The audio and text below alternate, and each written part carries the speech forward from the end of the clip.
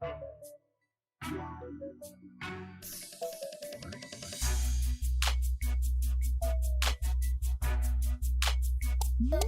to an all-new edition of The Take. I'm your host, as always, Kendrick Dix here on this Thursday, October 10th, 2019. Thank you all for watching The Take, and thank you again for watching The Take last week. Thank you all. We appreciate you for what you do, watching the show. It is the weekly pop culture best week ever type show, and we want to keep it going for you. We want to give you the best content that anything's possible. And we do for you here on The Take, on Connect TV. We thank you all once again. But first things first, join in the conversation using the hashtag Take here on Connect. Let's get started. Let's get started with the big story. All right, the big story this week is, it's been out there. We put the advertisements out there. Should college athletes be paid?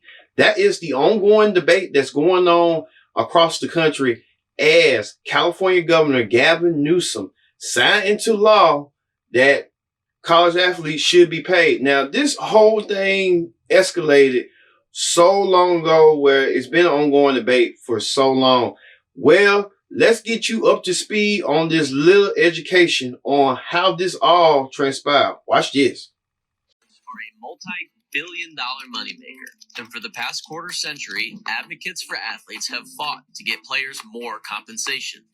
SB 206, the Fair Pay to Play Act, being signed into law in California, might just be their biggest victory yet in what has been a controversial, confusing battle. First, though, nothing is changing right away. The new law doesn't even go into effect until January 2023. So catch your breath, sports fans. Schools will not be paying salaries to their athletes. Instead, for the first time, players will be allowed to sell the rights to their names, images, or likenesses to outside bidders. They can even hire an agent. So players could get paid from things like video games, autograph sessions, or TV commercials. Payment could also look more like a local business giving a couple $1,000 to a hometown athlete at a Division III school. The idea here isn't new. The Olympics have used the same model for years. But back in February, California State Senator Nancy Skinner decided the Olympic model would work for college athletes. Skinner says her aim was to give them the same rights as any other student on campus. What other billion-dollar industry could rely on college students as the source of their revenue and deny them any type of income, she recently said. This is the only billion-dollar industry that has so far been able to get away with this. California schools and the NCAA itself strongly oppose the bill because it would make it illegal for colleges in California to follow the NCAA's strict amateurism rules. The NCAA sent one letter to legislators and another to Governor Gavin Newsom, saying the law would result in California schools being banned from any NCAA competitions because they would have an unfair recruiting advantage. Skinner hopes this is just the first step. Several other states have already considered following California's lead, and a congressman in North Carolina has proposed a federal law that would apply to all states. If nothing else changes before 2023, California schools could face a tough decision. They could defy the new law, stick with the NCAA rules, and force a judge to decide who's right. That now sets up what one legislator described as a giant game of chicken, with the NCAA threatening to exclude California schools and lawmakers daring them to try. The NCAA has asked California for more time to reconsider its amateur rules, but Governor Gavin Newsom's signature means the clock is ticking. As you saw right there, it gave you a quick rundown on what the college athletes go through with the board tuition and how it could change the landscape of sports, where in the NFL, well, if you're in college and you go to the NFL, you scrape. But when you're a college athlete and you don't go to the NFL, it's sort of like you're stuck with a burden with those debts and sometimes those tuitions. But now they want to change that, and the governor, Gavin Newsom, with this, you had to see for yourself. He sat down with LeBron James on LeBron's show on HBO, and he explained why this should matter. This should happen. Watch this. I don't don't want to say this is checkmate, but this is a major problem for the NCAA. You obviously brought the bill here with you today. When you put pen to paper right now, what's this going to change and what's it going to do? It's going to initiate dozens of other states to introduce similar legislation, and it's going to change college sports for the better by having now the interests, finally, of the athletes on par with the interests of the institutions. Now we're rebalancing that power arrangement. All right, well, let's do it. So you ready? Let's do it, man. All right. It's now law in California, man. Wait, this is the number one reason why we've created this platform. To be able to have moments like this where we got the governor of California signing a bill to allow athletes in college. Okay, let me see what that thing look like. Y'all see that? You see that right there? That's good. That's Gov's signature right there. Gavin Newsom explaining why he signed into law and why other states shall follow. We'll see. And hopefully if they want to get on board or not, because you got some states that do, some states that don't. Well, one harsh critic of the whole bill itself, you won't believe, is former Florida quarterback Tim Tebow, who now is a color analyst on ESPN.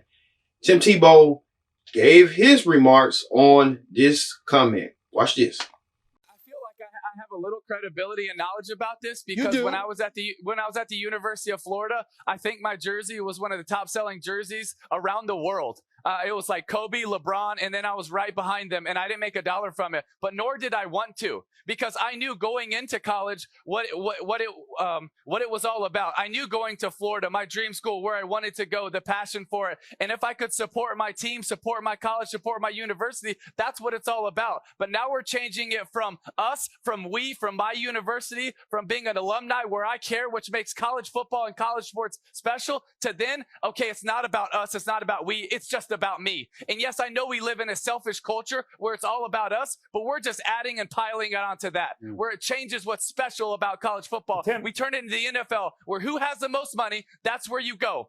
That's why people are more passionate about college sports than they are about NFL. That's why the stadiums are bigger in college than they are in the NFL, because it's about your team. It's about your university. It's about where my family wanted to go. It's about where my grandfather had a dream of seeing Florida win an SEC championship. And you're taking that away so that young kids can earn $1. And that's just not where I feel like college football needs to go. That's fair, There's that man. opportunity in the NFL, That's but not fair. in college football. You see right there, Tim Tebow said that really the college students don't need to get paid because they're getting more in tuition, and it shouldn't matter. They should be able to play, for their team that they choose, but they don't need to be getting paid. They just were bored in tuition. That's what Tebow's talking about, and Tebow saying that, you rather be proud of being alone playing for him, which he might have his points and stuff, but a lot of people are saying like the colleges are reaping the benefits of this no play, and now that people want to change in California and wanting to do their act and stuff like that. Well, some people wanted to see what the governor's response was. Watch this. Honestly, I haven't had a chance to even pay much attention to it. Focused on, I think, 247 bills that are still on our desk. We've got till Sunday to get those done. He doesn't mind about that, but hey, to each his own. Well, on the Tamron Hall show, Tamron put up the ongoing debate on whether or not she had pundits, and here's what they agreed and disagreed. Watch this. First off, show of hands, who thinks college athletes should be paid? That's almost, it's almost the majority of the audience here. Robert, you work with student athletes. You say this is a human rights issue. Absolutely. I mean, we tend to believe that if we throw money at a situation, it's going to actually solve it. But, there's much larger systemic problems here. And that's one of the things that really came out in the movie. The director of the movie, Sharmeen Obaid-Chinoy, along with Trish Dalton, they started going around the country, and they didn't know anything about this, but they saw that there were so many athletes that came from, disadvantaged backgrounds. They couldn't really, their families couldn't eat at home, but they're all around them. There's a lot of money being made. And the thing thing that I really want to focus on, I think that's so important, is that the value proposition is supposed to be that these athletes are supposed to be getting quality educations.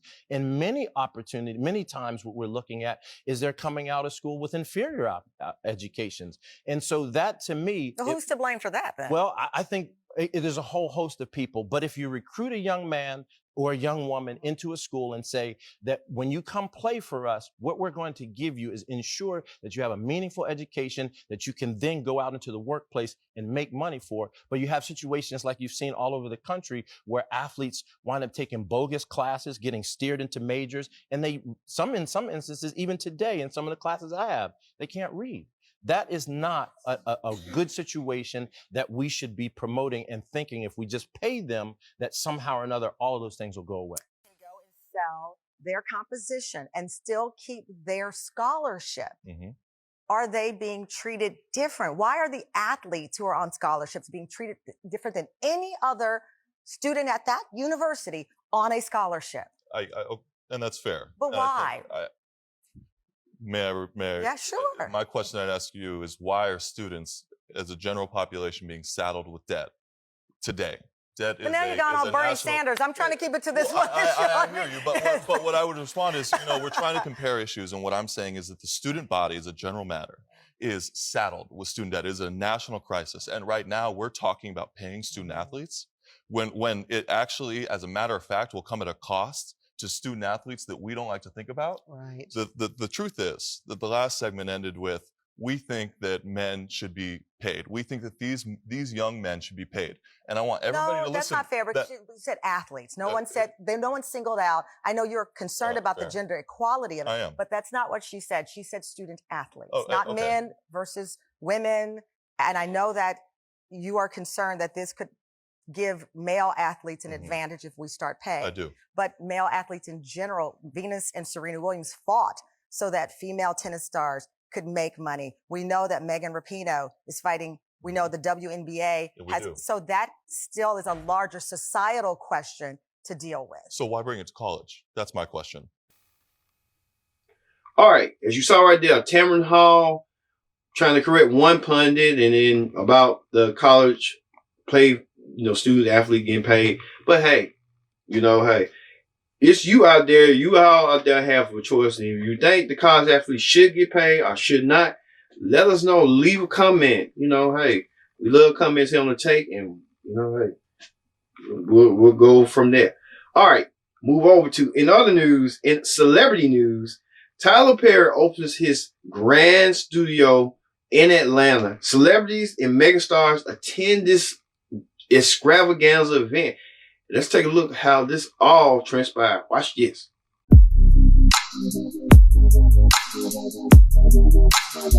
What is it about a 330-acre operation that he's built up at this point in his life? I mean, what does that mean to you, and just in Hollywood? I mean, we were due some acreage as it is, and for him to have this amount of it and to build such an amazing place. He built a replica of the White House. He did? Yes, you're going to see it. My God, why are you ruining it? I know. I shouldn't be. Leave it up to surprise to you. I'm ready to be in awe. It's just such an amazing thing to watch an architect at work. I remember watching him on the stage plays, on the videos, and then getting to actually tour with him and watch his process and watch his genius work. And to know that he just believed, he dreamed, he prayed, and he made it happen. Think about where we're standing. Think about the man who now owns this. Well, that is a black man, and we are standing on what used to be Confederate ground run by slaves. Correct. It is close to 400 acres. Crazy. At a time when black folks prayed that they would get 40 acres and a mule. Well, now we've got 400 acres. No need for a mule because we got Mercedes-Benz, we've got trucks, we've got vans, we got trailers, we got everything you could possibly need to get around these grounds. This ground and soil of white supremacy has emerged a black genius who is consumed with and obsessed with excellence. And to see this arise so that he can curate cinema, visions, images of not only black folk, but whoever comes here. He's a broad-minded young man. He's an incredible artist. and a determined entrepreneur. And to see this rise up out of his mind first before it came from the soil is especially great. How many people wanted to be here for this? How many people showed up for this? Because everybody realized the magnitude of this. I may never see someone else do this in my lifetime. What's personal, what's special is Miss Carol passed away this week. Yes. And Tyler had already decided to honor her at one of the studios. So it made me flash back to when I got a chance to work with her and how wonderful a person she is. You know, that woman picks up the phone and calls you on Christmas Day and just say, "Hello, baby, I'm just thinking about you." So it's just great to be a part of this historic event where we can empower future generations to know that, you know, these artists made the way, prepared the way, and you can do it too. So it's a great night. God is using him not only in Atlanta, not only in the state of Georgia, but in all of the United States and the world. God is using him. His life is a legacy, and it is showing these other young men that it is no secret what God can do. The fact that it's in Atlanta and it's bigger than most studios in LA. Oh yeah. And it's an African American male that did it by himself. I mean, he had help along the way, but it was his vision and he brought it to life. Even when everybody told him no, he couldn't do it, don't buy the property, he did it. He took a chance on himself, and I mean, this is the result. Listen, I just love the fact that you have all these folks here in Atlanta, right? We're not in New York, we're not in LA, you know, we're here in Atlanta. You have the tops in the business. I don't care if it's Hollywood, entertainment, politics. They are here, and that's incredible. That's a huge statement to Tyler and what he's accomplished. You're gonna have a good. I love Tyler. He's a great American success story. He is an American treasure. More importantly, he's a good person, and he happens to be very talented, a great visionary, and he's very inspiring. Well, I mean, ultimately, what does Tyler Perry mean to the grand scheme of Hollywood in the way he's a player. He's a player. He's in there. Shot caller. I'm so happy for Tyler. I'm so proud of him. This means so much to our community, to Black people, Black women. I'm honored to be amongst this group, and knowing that years and years after I'm long dead and gone, somebody will walk by my little stage and be like, "God, who's that?" And somebody will have to explain it. So therefore, I'll still live, and that's a really surreal feeling. Can you imagine what it's going to be like just watching everybody praise you? Is it going to be embarrassing? How's it going to feel to you? No, you know what I want it to feel like? I want it to feel like an inspiration for everybody that's here. There are a lot of people here that I feel like have incredible dreams that are movers and shakers in life. And I feel like if they can leave here the way I left the Oprah's Legends Ball, it's going to be incredible. Incredible. That's wonderful. You got Oprah here too. So. Yeah, Tyler Perry, the first African American to own his own studio independently. And the studios that he sell is on the Confederate field back in the day in the 1800s when the Civil War was going on. Now with slaves. Now Tyler Perry, 200 years later, opens a new studio and dedicates the studio to different actors like Denzel Washington, Sidney Poitier, Halle Berry, a list amongst other notaries, notables and celebrities and stuff like that. Well, they didn't stop there with Tyler Perry's friend, as Oprah Winfrey donates $13 million to Morehouse College and surprised the students with this.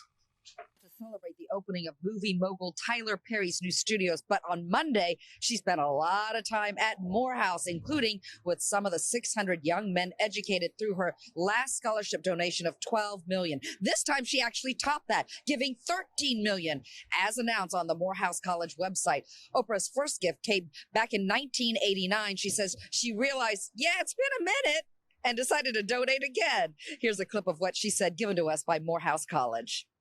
I was really surprised to learn that it's been 30 years since I made that $12 million donation to Morehouse. And so today, I would like to add $13 million to that.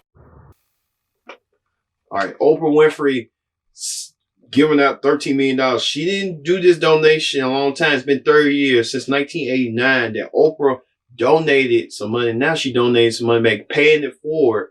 $13 million to Morehouse College. And this is coming off from the heels of this past spring where billionaire investor Robert Ford, I guess his name, donated $1 billion. Well, he paid out all the students' debts. Now, Morehouse College must be the place to be if you are a male student, if you want to get a higher education and a free learning, if it comes that way and stuff like that. But there was time Morehouse College was going through a lot, and Oprah came in and helped save them and stuff. So big ups to Morehouse College. All right. Speaking of polar opposites, Ellen DeGeneres and President Bush sat together, and the Twitter sphere went crazy saying this one where Ellen had to remain remarks. Watch this. Something that happened this weekend. I know it's Tuesday. Sometimes I like to ruminate on things all day Monday so that on Tuesday you hear about it. So this weekend I went to Dallas for the Cowboys game. And thanks. And it may not seem like a big deal for a celebrity to attend a football game, but I never leave my house, so it is a big deal. I go through the drive-thru at Wendy's, so I only have to see one person. I'm that kind of person. So there were 100,000 people in this stadium. Beautiful stadium, by the way, that Dallas has. So Portia and I were invited by Charlotte Jones. She's the daughter of Jerry Jones, who owns the Dallas Cowboys. And we went because we wanted to keep up with the Joneses.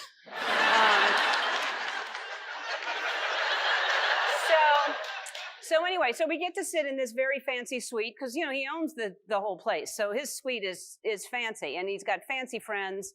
And I don't mean fancy like Real Housewife fancy. I mean like fancy. Look, I took a video of who was next to me.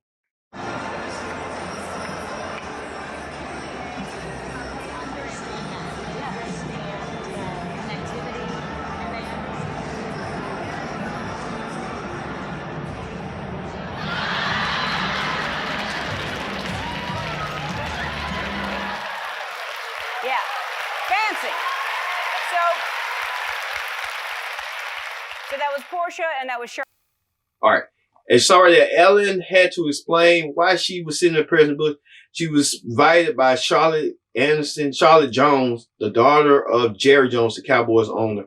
And Ellen didn't know how the backlash was going to feed her and face this backlash. So Ellen took it like a champ. President Bush was kind of like sitting down. Hey, President Bush got a history of sitting down with people he don't disagree. It was Exhibit A. Yeah, Michelle Obama.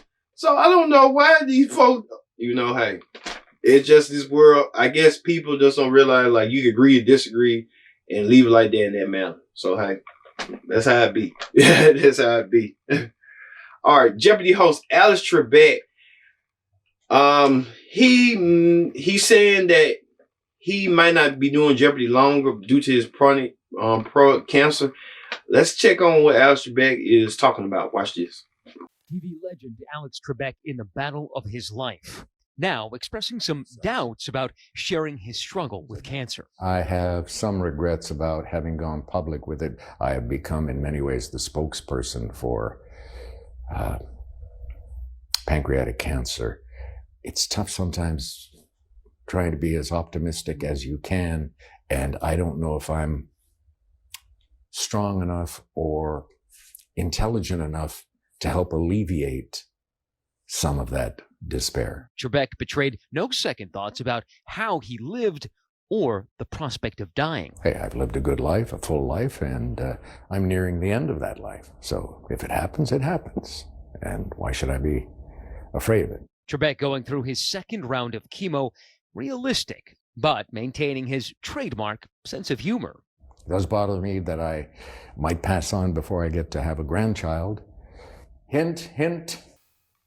All right, Trebek saying that he wants to keep the fight going. He's going to continue on doing Jeopardy. And Alex Trebek is a trooper on that because I love Jeopardy. And, hey, with Godspeed, we want Alex Trebek to get well in this. We want Alex Trebek to beat this. This is Breast Cancer Awareness Month. And, regardless of breast cancer, it's still cancer awareness. You got a loved one that you used to have that was living, now they're gone to cancer. You want to honor their memory, honor their spirit. And Alex Trebek want to keep fighting, let him keep fighting. He can do this. All right. On talk shows this week, Wendy Williams has a secret for you, and she wants you to know about. Take a look. For a little time now. All right. So, the first part of the secret you already knew, and that is that I'm getting a star on the Hollywood Walk of Fame.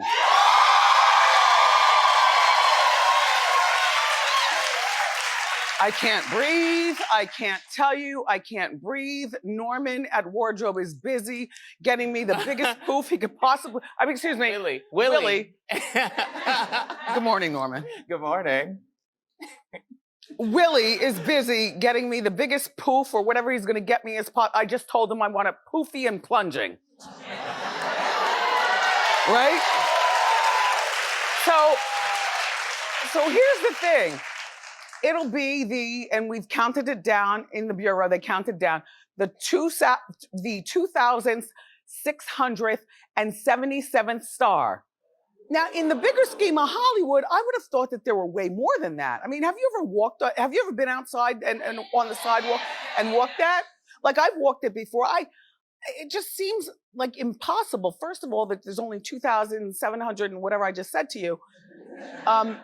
But even more importantly, I'll be getting my star in a good neighborhood.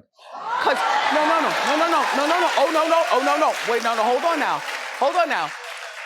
Cause when you get a star, you don't want to be like in the way dead zone. You know, people who've been dead for 100 years and nobody walks up there. All right, Wendy Williams receiving a star on the Hollywood Walk of Fame. She'll have that star next week.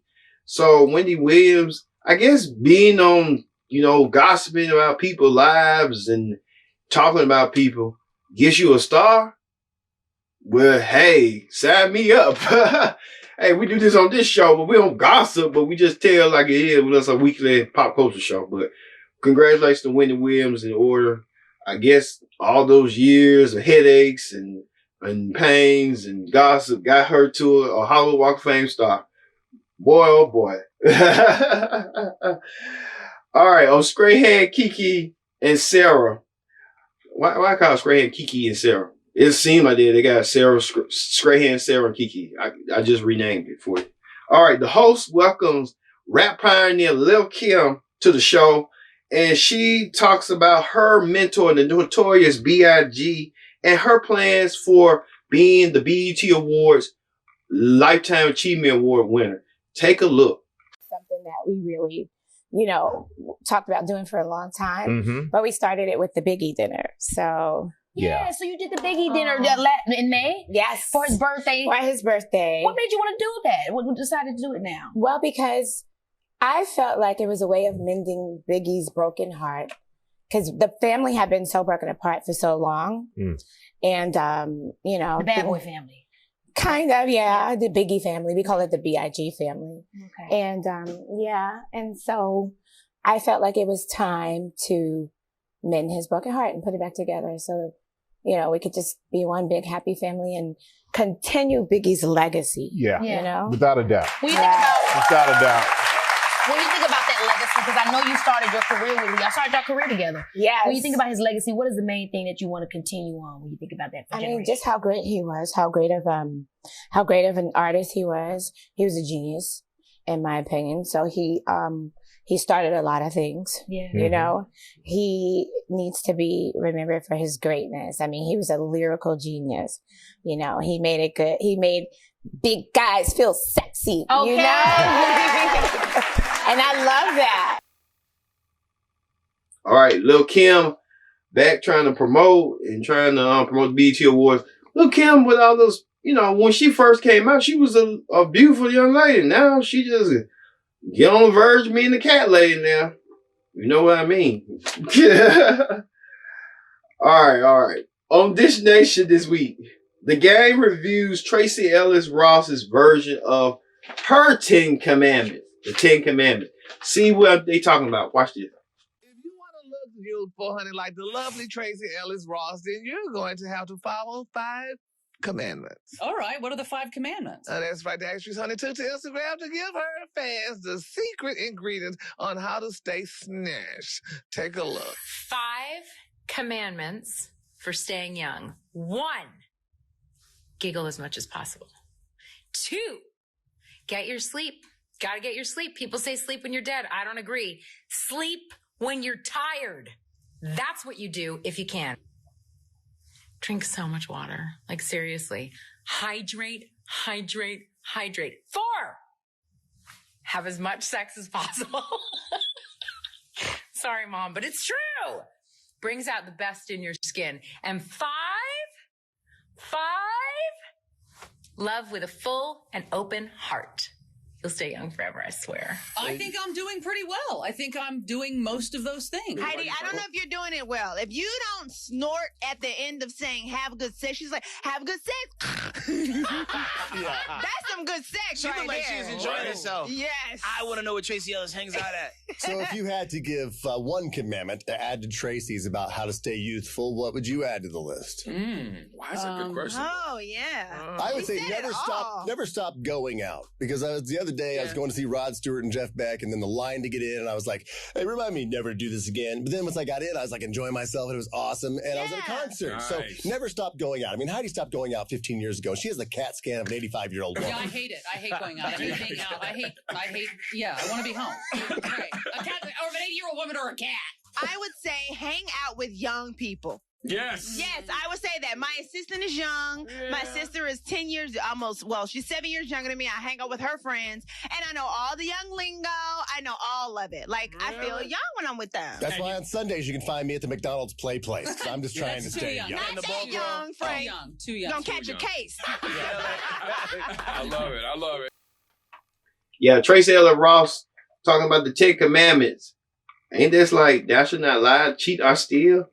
And she talking about sex, have good sex, and talking about this thing and good laugh. Yeah, you need a good laughter, good sex. Might need anything else to keep your day occupied. So Tracy Ellis Ross trying to tell the masses what to do, when the masses already know what to do, because the masses already been, conditioned. All right. When we return, we'll be back with more take. Don't go anywhere. Stay tuned.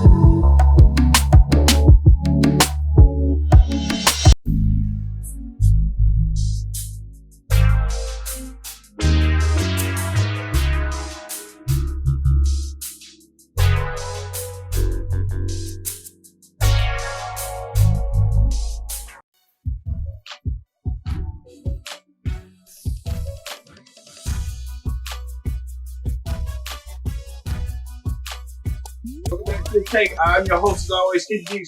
Join in that conversation using the hashtag Take here on Connect. Let's get to it. Let's get to the political rundown. All right, on the political rundown this week, President Trump continued to fight against all odds against impeachment. A battle between him and the Democrats. Watch this. Nancy Pelosi knew all of this stuff. I mean, she's as guilty as he is because she knew all that. She knew everything about it, and she didn't do anything about it. And I'll tell you what, they should really be looked at very strongly, because what they did is unthinkable. What they did to this country is unthinkable. And it's lucky that I'm the president, because I guess, I don't know what, a lot of people said very few people could handle it. I sort of thrive on it. You know why? Because it's so important that we get to the bottom. We went through the whole Mueller scam, 2.5 years. We went through that, and I had 3-4 days where it was like over. And then I'm walking into the United Nations, and they released it as I'm walking in, Mr. Ambassador. I'm walking in. I'm going to meet with, I won't name, but one of the top leaders of the world. And I see up on the screen, and people start screaming about this scam called impeachment. You can't impeach a president for doing a great job. You can't impeach a president for having the lowest and best unemployment numbers that we've had in 51 years. You can't impeach a president for tax cuts and regulation cuts and creating, and even the ambassador would say, the strongest economy in the world. We have the strongest economy in the world. This is a scam. yeah, President Trump saying he don't care. He gonna do what he want to do. But a lot of mounting going on with the president trying to do something with Ukraine and other things. I think the president focused on that, but hey, to each his own. And focus on Joe Biden's son too. He's trying to find some dirt. But the president wanted to focus on what I said, Biden and his son, Bo. Not Bo, but Hunter. Hunter. Given Biden chimed in with this response to the president. You got to get something straight. All this talk of the president about corruption comes from the most corrupt president we've had in modern history. He's the definition of corruption. He's corrupted the agencies of government, from the Defense Department, from the State Department, from the Justice Department, all about making sure that he, in fact, allows somebody else to pick his opponent for him. That's what this is about. And I am not going to stand for it. And I'm not going to respond to it. I'm not going to talk about anything other than what the facts are. He's indicted himself by his own statements. This is not about me. It's not about my son. There's not a shred of evidence of anything done that's wrong. And so I'll take your question. I said from the beginning, the constitutional process, notwithstanding what he calls the impeachment proceeding a coup. A coup. He talks about how we should handle whistleblowers. He talks about there will be a civil war. This is the guy that's unhinged. He is unhinged.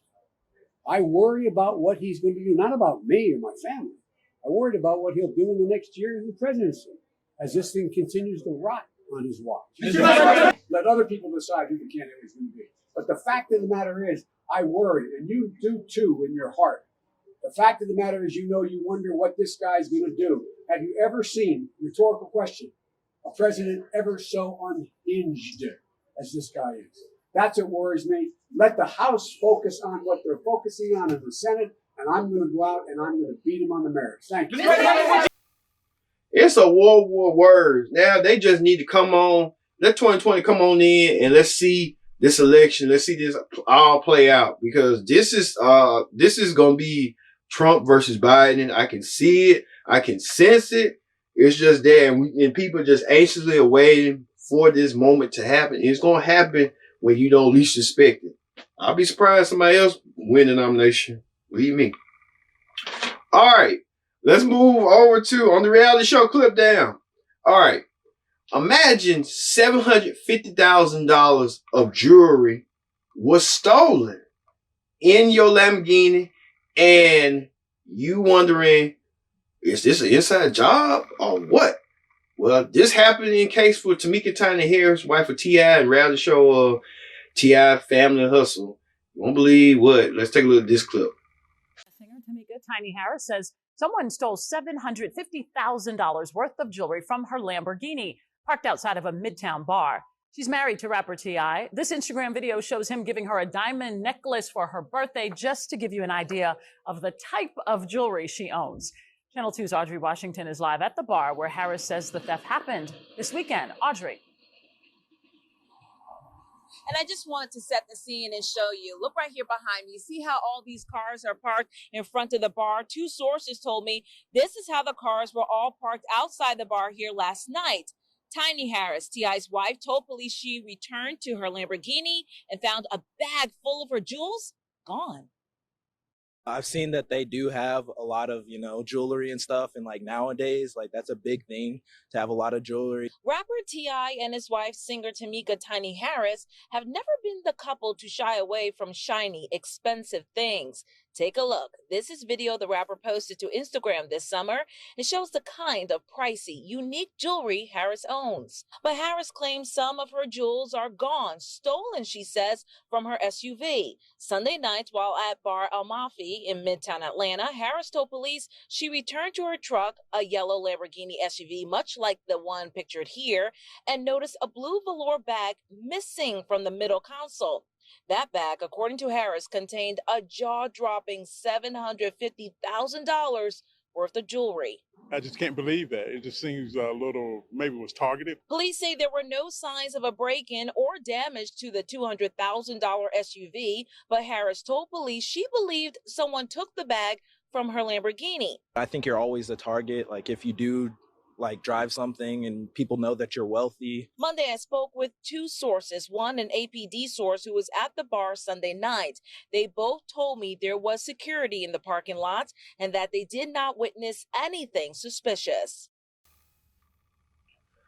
Now, first off, Tiny, who will carry $750,000 worth of jewelry and put it in a car? Of all people, I got, friends, family, and associates. You don't never know what they thinking in their heads. Like, ooh, all this money. See, Tiny, you can't. You got to keep your friends close and enemy close. But I get that. But then again, when it comes to your money and worth and your possessions, and your asset, you need to keep it at a bay. You don't need to let people come in your, they say in your room. Don't let people come in anywhere that's something that's valuable. You don't want that taken because you'll know who they are because they'll show who they are. And Tiny, I'm telling you, it's an inside job. Your friend went back trying to scope you out, went back and said, I'm finna go here. And you fell for the old okie doke. Now you got Tiny, come on now. You got to be a little bit smarter than you know how people are. People praying on, people like y'all because y'all, like when y'all went to the church in Atlanta, y'all should have knew better because they was trying to get more money out you. I get y'all rich and stuff, but come on now. You gotta use your noggin. Use your noggin, Tiny. I know T.I. had screaming at her and the cat started screaming around. I'm telling you. All right. Speaking of that, Ronnie of the Jersey Shore changed words off and on with his girlfriend, Jen. Take a look. Jersey Shore star Ronnie Ortiz Magro arrested early Friday morning. The suspect is male, name of Ronnie Ortiz, the cast member of the Jersey Shore. For the victim, the suspect has knives. The location is in Airbnb. Fox LA has obtained this pic, and ET has learned it all went down after an alleged incident with his on-again, off-again girlfriend, Jen Harley. You were driving me crazy. How? She's holding my kid over me all the time. She's home, Every bro. time. She's home. All you do is use that kid as a Psychopath. You're a loser. You're a piece of... You're a piece of... Oh, okay. Get the I'll go to jail. Yeah, the couple has had a roller coaster relationship over the past couple of years. But here's what we know. The incident occurred after Ronnie's launch party event for his CBD line. Jen was there too. Cops in LA were called around 2:40 a.m. for a report of a battery in progress. They were apparently at their Airbnb. When officers arrived on the scene, they had to taser the suspect, aka the Jersey Shore star. Then they took him into custody. And here's where it gets even more intense. There was supposedly a child at the location, but a spokesperson for the LAPD says the child was unharmed. Again, this is not confirmed, but pointing out that Jen and Ronnie are parents to 1-year-old Ariana. I'm very a part of Ariana's life. You know, I'm there as much as I can be. If I'm not working, I'm with my daughter. You know, as far as doing things for myself, it's like, I've done so much for myself that I feel like I need to just sacrifice the next couple of years to just, doing what I can to be the best father and be the best role model so that when she does grow up, she could be like, I want a guy that's like my father. We're also told Jen suffered minor injuries in this alleged incident, but was not transported to a hospital. This morning, Ronnie was being processed at a police station. Now, E.T. has spent a lot of time with Ronnie over the years. Most recently, he gave us a home tour and talked about working with Jen to raise their daughter. I think we just got to a point where we just realized that it's not about us anymore. It's about her. We have to put our feelings aside. We have to put how we feel, whether it's love or whatever it is. If it's just not working right now for the baby, we have to put it aside and we have to take into consideration how is the baby going to feel, with all the stuff that is going on between us. She's getting to that age where she can feel if we're in a bad mood. She knows if we're arguing or not. She's such a happy baby, and I don't want to take that from her. All right, guys, we will continue, of course, to keep you posted as this story develops. For all the latest, stick with ET. Until next time, I'm Katie Krause, and bye. Well, Ronnie feel like he wants it. The simplest part for Ronnie is break up with. Stay in her. Y'all gonna be staying in each other's life because the kid. Break up You can find other girls. What's the problem? Why are you so attached to people like that? People just so attached to people. They don't want to be unattached. They don't want to be breaking up. They don't want to think they're missing something. You ain't missing nothing. Just go on and find somebody else. I'm telling you. All right. And finally, the viral video of the week. Man, oh man. Brawl is suited at Waffle House, and you won't believe where. Watch this. Oh my gosh. This is cell phone video of the September 22nd fight. It's 2-on-1 after the victim says he was sucker punched as he left the restaurant. I sat down with the victim and his wife Tuesday as police asked for help trying to identify the two men seen kicking and punching the shirtless man. He asked that we not identify him. He told me it all started when he accidentally bumped into one of the men at the cash register. Put his finger in my chest, and I told him that I didn't have any interest in fighting him. I pushed his finger away. Waffle House security video given to me by police shows the suspect walking out. You thought he maybe had left? Yeah. About a minute later, the victim left too. And he said, "Hey, do you remember me?" And at that point, his friend emerged from between two cars and sucker punched me. And the fight was on. The victim suffered a broken nose, but fought the two off. Once I could control one of them, at least save my life. I'm just glad they didn't come back with a gun or something like that. Police have pretty good pictures of the guys, but no IDs. If you got to have your best friend jump between a car and sucker punch someone so you have a chance to win, then you're a coward. All right, as you saw right there, the brawl ensued at Waffle House in Atlanta, and the man had his Derry White showing. Oh God, at Waffle House, you won to fight for some pancakes, man. Wow, it just tells you about Waffle House, and especially in Atlanta. Wow, Waffle House ain't got the bad. They already, some Waffle Houses got bad health scores. They're not clean, and now you add another layer to their reputation, man. And plus, they had got they saying they're racist. So hey, Waffle House just being Waffle House. It did that. That's being that Waffle House. All right, everyone. Thank you all for watching this edition of The Take. I've been your host, Kendrick Dix, saying so long, and we'll see you next time here on The Take. See you later.